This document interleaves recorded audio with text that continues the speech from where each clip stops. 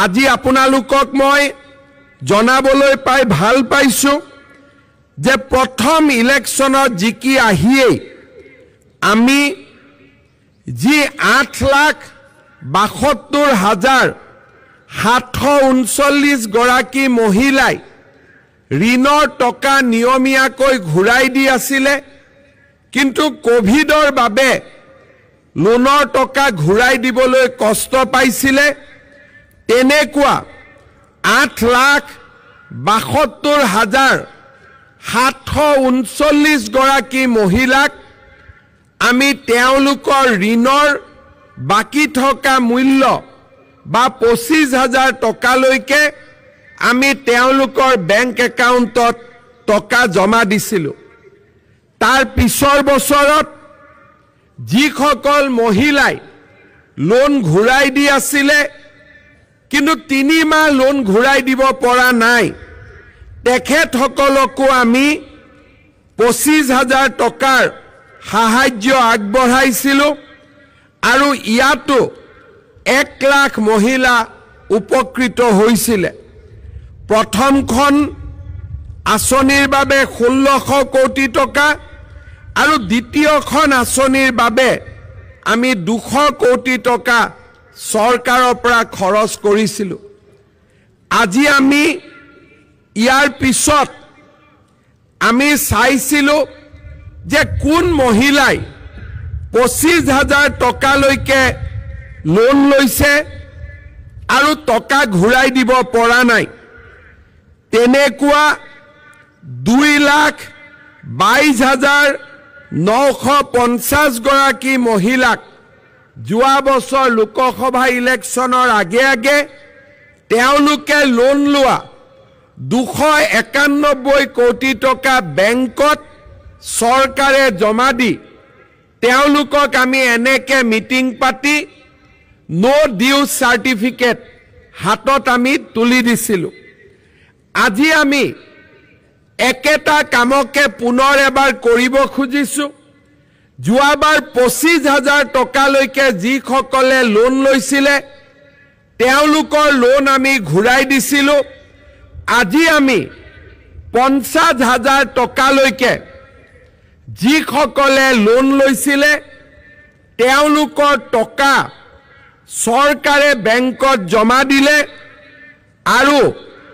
আপোনালোকক আমি আজি আনুষ্ঠানিকভাৱে এই মিটিঙৰ পিছতে আপোনালোকক নো ডিউ সাৰ্টিফিকেট আমি প্ৰদান কৰিম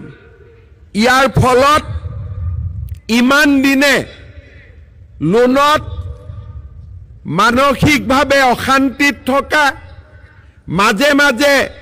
মাইক্ৰ ফাইনেন্সৰ মানুহবিলাকে ঘৰত গৈ দিগদাৰি কৰা কষ্ট দিয়া এই গোটেইবিলাক আজিৰ পৰা আপোনালোকৰ শেষ হ'ব আৰু গোলাঘাট জিলাৰ 5,119 গৰাকী মহিলাক আজিৰ পৰা আমি ঋণ মুক্ত কৰিবৰ বাবে ইয়াত আমি একেলগে গোট খাইছোঁ সমষ্টি ৱাইজ লিষ্টখন দিয়কচোন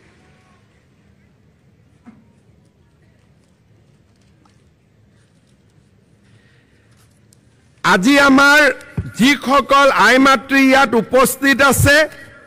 মই তেওঁলোকৰ বাবে জনাব খুজিছোঁ যে গোলাঘাট সমষ্টিৰ 1146 গৰাকী মহিলাই আজিৰ পৰা ঋণ মুক্ত হ'ব বোকাখাট সমষ্টিৰ 820 গৰাকী মহিলা আজিৰ পৰা ঋণ মুক্ত হ'ব দেৰগাঁও সমষ্টিৰ 879 গৰাকী মহিলা আজিৰ পৰা ঋণ মুক্ত হ'ব খুমটাই সমষ্টিৰ 441 গৰাকী মহিলা আজিৰ পৰা ঋণ মুক্ত হ'ব আৰু সৰুপথাৰ সমষ্টিত 1833 গৰাকী মহিলা আজিৰ পৰা ঋণ মুক্ত হ'ব এতিয়া আপোনালোকে এটা কথা অলপ দেৰি কাৰণে মনত ভাবক যাৰ যোন যোন মহিলা ঋণ মুক্ত হ'ব হাতখন উঠাই দিয়কচোন এবাৰ সকলোৱেতো জানেই সকলে এবাৰ উঠাই দিয়ক আজিৰ পৰাটো লোন নাথাকে হাত উঠোৱাত কি অসুবিধা আছে উঠাই দিয়ক ঠিক আছে এতিয়া হাতখন নামাক এতিয়া আপোনালোকে এক মুহূৰ্ত মনত চিন্তা কৰক যদি অসমত 2021 চনত বিজেপি দল নিজিকিলেহেঁতেন আপোনালোকে ভোটদান কৰি যদি বিজেপি দলক নিজিকালেহেঁতেন আজি মাইক্ৰ ফাইনেন্সৰ এজেণ্টবিলাকে আপোনালোকৰ ঘৰত গৈ টিভি ফ্ৰিজ চাইকেল স্কুটাৰ সব উঠাই লৈ আহিলেহেঁতেন নাই আপোনালোকৰ মনত আছে 2019 আৰু 20 চনত মাইক্ৰ ফাইনেন্সৰ এজেণ্টবিলাক আমাৰ ঘৰলৈ যায় কাবাৰ টিভিটো উঠাই লৈ আহে কাবাৰ স্কুটাৰখন উঠাই লৈ আহে কাবাৰ চাইকেলখন উঠাই লৈ আহে কাবাৰ ফ্ৰিজটো উঠাই লৈ আহে আৰু আপোনালোকে পেপাৰত দুই এটা নিউজ উঠাই দুই এটা আন্দোলনো হয় কিন্তু মহিলাসকলৰ ওপৰত অত্যাচাৰ চলি আছিল এবাৰ মাত্ৰ মই আপোনালোকক কৈছিলো যে এবাৰ আপোনালোকে পদুম ফুলৰ ছবিত ভোট দি দিয়ক গুটেই জামেলা মৰি শেষ হৈ যাব আজি আপোনালোকে ভাবক যে মেচিনত আপোনালোকে পদুম ফুলত ভোট দিয়াৰ বাবে আজি অসমৰ 16 লাখ মহিলা আজি লোনৰ পৰা মুক্ত হ'ব পাৰিছে আজি 16 লাখ মহিলা ঋণ মুক্ত হ'ব পাৰিছে আপোনালোকে মনতে ভাবক যদি কংগ্ৰেছ দলে কৈ আছিল এইবোৰটো মিছাই কৈছে যদি আমি মিছা কোৱা বুলি ভাবি সকলোৱে যদি কংগ্ৰেছক ভোট দিলেহেঁতেন অসমত কংগ্ৰেছৰ চৰকাৰ আহিলেহেঁতেন আজি আমাৰ কি অৱস্থা হ'লহেঁতেন আজি দিনটোত আপোনালোকে আকৌ এবাৰ চিন্তা কৰক সেইকাৰণে মই আপোনালোকক অনুৰোধ কৰিম যে যেতিয়া আমি ৰাজনৈতিক সিদ্ধান্ত ল'ম সদায় ভাবি চিন্তি নিজৰ ল'ৰাটোৰ মুখৰ ফালে নিজৰ ছোৱালীজনীৰ মুখৰ ফালে নিজৰ ঘৰখনৰ ফালে চাই আমি আমাৰ ৰাজনৈতিক সিদ্ধান্ত ল'ব লাগে আজি মই নিজৰ ল'ৰা ছোৱালীৰ কথা কিয় ক'লো আপোনালোকে দেখা পাইছে যে এইকেদিন আমাৰ টেলিভিছন চেনেলবিলাকত সদায় নিউজ ওলাই আছে যে অসম লোকসেৱা আয়োগৰ পৰীক্ষাৰ ফলাফল ঘোষণা হ'ল আগতে যেতিয়া লোকসেৱা আয়োগৰ পৰীক্ষা ফল ঘোষণা হয় আমাৰ কংগ্ৰেছ চৰকাৰে এডাল ডাঙৰ অজগৰ সাপ এপিএছচিত থৈ দিছিলে তেওঁৰ নাম আছিল ৰাকেশ পাল যোনে চাকৰি খুজে হি 1 কোটি টকা অজগৰৰ পেটত দিলেহে চাকৰি পাইছিলে হয় নে নহয় এতিয়া আপোনালোকে চিন্তা কৰক আগতে যেতিয়া এপিএছচি ৰিজাল্ট দিয়ে টিভিত আলোচনা হয় যে কোন মন্ত্ৰীৰ লৰাই চাকৰি পালে কোন মুখ্যমন্ত্ৰীৰ পিএ চাকৰি পালে আগতে আলোচনা হৈছিল কোন মন্ত্ৰীৰ খুলখালিয়েকে চাকৰি পালে নহলে কোন অফিচাৰৰ লৰা ছোৱালীয়ে চাকৰি পালে আজিকালি টিভিত আলোচনা কি হয় যে কোন তৰকাৰী ব্যৱসায়ী লৰাই মেজিষ্ট্ৰেট হল কোন বজাৰত দোকান দিয়া বিধৱা মহিলাৰ ছোৱালী মেজিষ্ট্ৰেট হল আজি তাৰ বিষয়ে টেলিভিছনত আলোচনা হয় আজি ইয়াত মই আহিছো এজন ডেকা লৰাক লগ পালো পুলিচত ফিজিক্যাল টেষ্ট হৈছে লৰাজনে ফিজিক্যাল টেষ্টত পাস কৰিছে মোক খুদিছে স্যাৰ পৰীক্ষা কেতিয়া হ'ব মই কলো ফেব্ৰুৱাৰীত হ'ব ধুনিয়াকৈ গুছি গল আগত হলে কি কলেহেঁতেন যে স্যার চাকৰিটো দিয়ক ইয়াত উঠি যোৱাৰ লগে লগে অতুল বৰাই এখন লিষ্ট দিলেহেঁতেন যে এইকেইটা মোৰ সমষ্টি ল'ৰা চাকৰি দিয়ক অজন্তা নেওগে এখন লিষ্ট দিলেহেঁতেন মোৰ সমষ্টি ল'ৰা চাকৰি দিয়ক কিন্তু আজি সকলো যুৱক যুৱতীয়ে জানে যে এইখন বিজেপিৰ চৰকাৰ ইয়াত মাত্ৰ দুখীয়া ঘৰৰ ল'ৰা ছোৱালীয়ে চৰকাৰী চাকৰি পাব এই বিষয়ে আজি সকলোৱে জানে আৰু সেই কাৰণে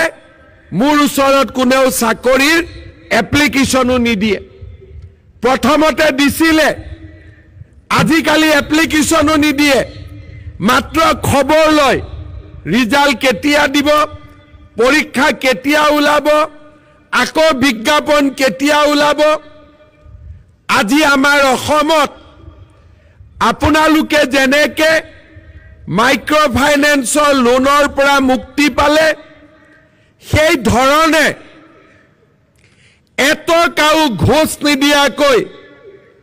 আজি আমাৰ চৰকাৰৰ দিনত 1.5 লাখ ল'ৰা ছোৱালীয়ে চৰকাৰী চাকৰি পাবলৈ সক্ষম হৈছে কোনেও কতো 1 টকাও ঘোষ দিবলগীয়া হোৱা নাই মই ডাঙৰ হিচাপ নিদিও যদি কংগ্ৰেছৰ দিনত ৰাকেশ পালে কাৰ অৰ্ডাৰত লৈছিল বেলেগ কথা এটা চাকৰিত 1 কোটি লৈছিল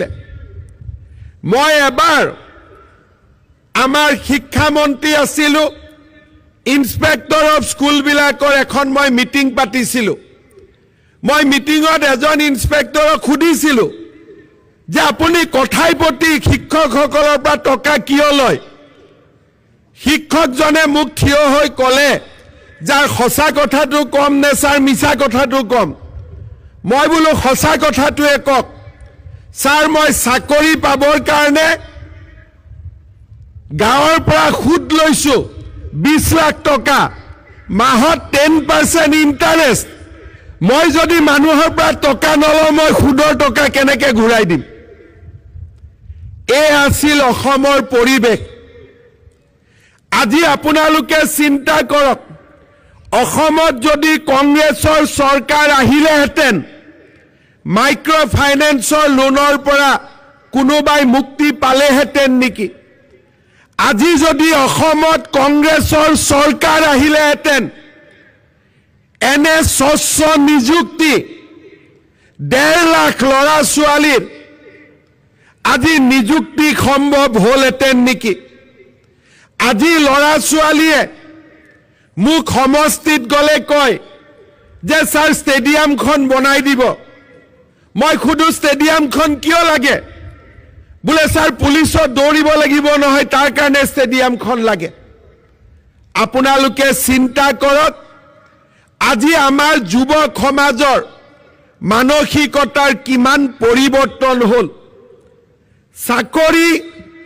মেধাৰ ওপৰত হোৱা বুলি গম পোৱাৰ লগে লগে ল'ৰা ছোৱালীয়ে স্কুলত যাব আৰম্ভ কৰিলে পঢ়া শুনা কৰে আন্দোলন আদিৰ পৰিৱেশবিলাক অসমত নোহোৱা হ'ল আজি আমাৰ অসমখনত নিতৌ পৰিৱৰ্তন হ'ল আৰু আমাৰ ৰাজ্যখনে আজি এটা নতুন দিনলৈ গতি কৰিবলৈ আৰম্ভ কৰিলে অজন্তা নেওগ কংগ্ৰেছৰ দিনতো মন্ত্ৰী আছিলে ৰাস্তা ঘাট বনাইছিলে কিন্তু গোলাঘাটত এখন যে মেডিকেল কলেজো বনাব পাৰি সেই কথা তেখেতে কেতিয়াও চিন্তাও কৰিব পৰা নাছিল আজি আমাৰ গোলাঘাটত মেডিকেল কলেজ নিৰ্মাণ হ'ল আৰু কিছু মাহৰ ভিতৰতে গোলাঘাটৰ পৰা নুমলীগড়ৰ পৰা গহপুৰলৈ মই ব্ৰহ্মপুত্ৰৰ তলেদি সুৰংগ বনাম আপোনালোকে তলেদি গাড়ী লৈ গহপুৰলৈ যাব পাৰিব 12,000 কোটি টকাৰে আমি সেই পৰিকল্পনা হাতত লৈছো আজি যোৱাকালি মই যোৰহাটত কৈছিলোঁ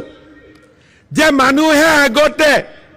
এখন ব্ৰহ্মপুত্ৰৰ দলঙৰ বাবে আন্দোলন কৰিছিলে।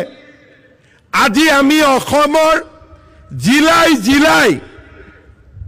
আগতে জিলাই জিলাই অংগনবাদী হৈছিলে,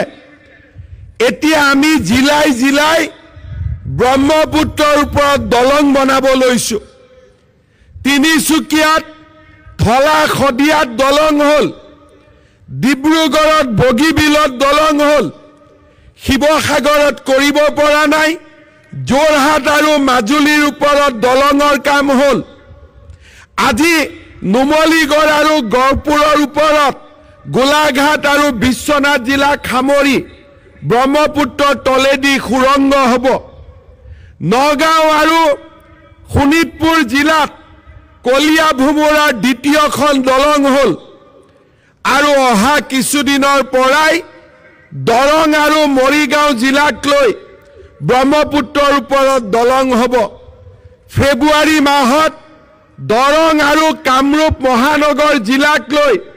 নাৰেংগী কুৰুৱাৰ ওপৰত দলং আৰম্ভ হ'ব। জুলাই আগষ্ট মানত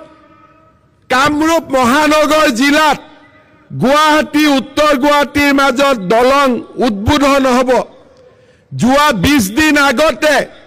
কামৰূপ আৰু নলবাৰী জিলাৰ মাজত পলাশবাৰী আৰু শুৱালকুছিত আমি দলঙৰ কাম আৰম্ভ কৰিলোঁ, খুঁটা পুটা আৰম্ভ হৈ গ'ল। আৰু ধুবুৰী আৰু গোৱালপাৰাৰ মাজত ফুলবাৰীত ব্ৰহ্মপুত্ৰৰ দলং 50% নিৰ্মাণৰ কাম শেষ হ'ল। যিখন অসমে এখন ব্ৰহ্মপুত্ৰৰ দলঙৰ কাৰণে আন্দোলন কৰিছিল, সেইখন অসমত আজি আমি জিলাই জিলাই ব্ৰহ্মপুত্ৰৰ ওপৰত দলং নিৰ্মাণৰ সপোন দেখিছোঁ। মানুহে কৈছিলে, উজনিৰ মানুহে, যে ডিব্ৰুগড় মেডিকেলখন ভাল কৰি দিয়ক, উজনিৰ একমাত্ৰ মেডিকেল। আজি মই মুখ্যমন্ত্ৰী হোৱাৰ পিছত তিনিচুকীয়াত মেডিকেল কলেজ আৰম্ভ হ'ল, ডিব্ৰুগড়ত মেডিকেল কলেজ আছে, চৰাইদেউত মেডিকেল কলেজ নিৰ্মাণৰ কাম শেষ পৰ্যায়ত আহি উপনীত হ'ল, শিৱসাগৰত মেডিকেলৰ নিৰ্মাণৰ কাম আৰম্ভ হ'ল, যোৰহাটত মেডিকেল আৰম্ভ হ'ল, গোলাঘাটত মেডিকেল কলেজ আজি শেষ পৰ্যায়ত, নগাঁৱত মেডিকেল আৰম্ভ হ'ল, মৰিগাঁৱত নিৰ্মাণ চলি আছে,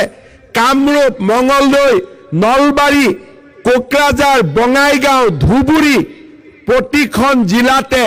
আজি এখনকৈ মেডিকেল কলেজ হ'ল। আগতে উজনিৰ ল'ৰা বিশ্ববিদ্যালয়ৰ কাৰণে ডিব্ৰুগড়ত যাব লাগিছিলে, আজি গোলাঘাটত সতী সাধনী বিশ্ববিদ্যালয়, যোৰহাটত মহিলা বিশ্ববিদ্যালয়, জেবি কলেজ এতিয়া বিশ্ববিদ্যালয় হ'ব। অসমৰ জিলাই জিলাই একোখনকৈ বিশ্ববিদ্যালয়। আজি আপোনালোকে চিন্তা কৰক যে এইখন অসমত মানুহে এটা অংগনবাদী কেন্দ্ৰ কংগ্ৰেছৰ দিনত বনোৱা, চৰাইও সোমাব নোৱাৰা অংগনবাদী কেন্দ্ৰবিলাকৰ পৰিৱৰ্তে আজি আমি অসমত জিলাই জিলাই বিশ্ববিদ্যালয়, জিলাই জিলাই মেডিকেল কলেজ, জিলাই জিলাই ব্ৰহ্মপুত্ৰৰ ওপৰত দলং। অসমত আমি আজি নৱ নিৰ্মাণৰ এক নতুন প্ৰচেষ্টা হাতত লৈছোঁ। অসমত বানপানী আহে, বানপানীয়ে মথাউৰি ভাঙে, কিন্তু মথাউৰি ভঙাৰ 72 ঘণ্টাৰ ভিতৰত অসমৰ মুখ্যমন্ত্ৰী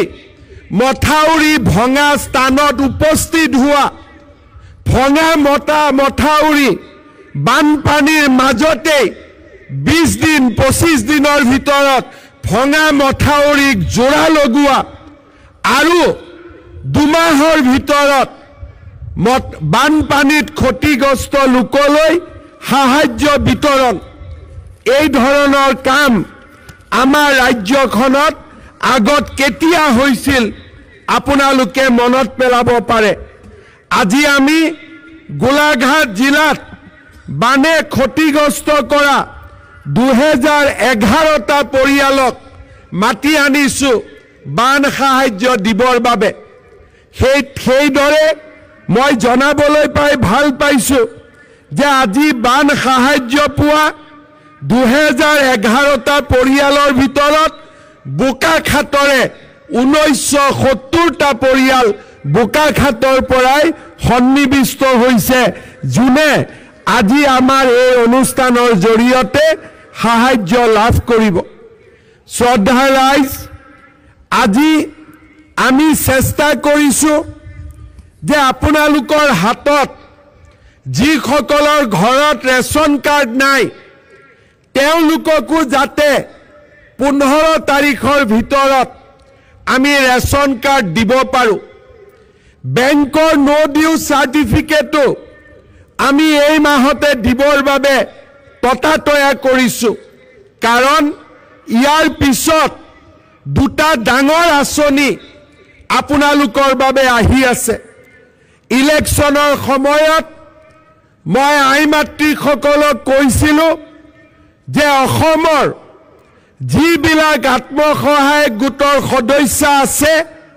তেওঁলোকৰ বেংক একাউণ্টত আমি 10,000 টকা দিয়াৰ ব্যৱস্থা কৰিম 10,000 টকাৰ লগত ভৱিষ্যতে তেওঁলোকে যাতে বেংকৰ পৰা লোন পায় তাৰ কাৰণেও আমি ব্যৱস্থা ল'ম আজি আমি এই মুখ্যমন্ত্ৰীৰ মহিলা উদ্যমিতা আঁচনি তাৰ ভেৰিফিকেশ্যনৰ কাম চলি আছে আৰু খুব সোনকালে তাৰ 10,000 টকা আইমাতৃসকলে লাভ কৰিব আমাৰ আঁচনিখন হ'ল এই বছৰ আমি 10,000 দিম অহা বছৰ আমি আৰু 15 দিম 10-15 25 যোৱাৰ পিছত বেংকৰ পৰা আমি 25,000 টকা বেংকৰ পৰা লোন লৈ আইমাতৃসকলক দিয়াৰ ব্যৱস্থা কৰিম কিন্তু আজি এই 5,000 মহিলাৰ যদি নো ডিউ সাৰ্টিফিকেটখন আপোনালোকক আমি দিব নোৱাৰিলোহেঁতেন ভৱিষ্যতে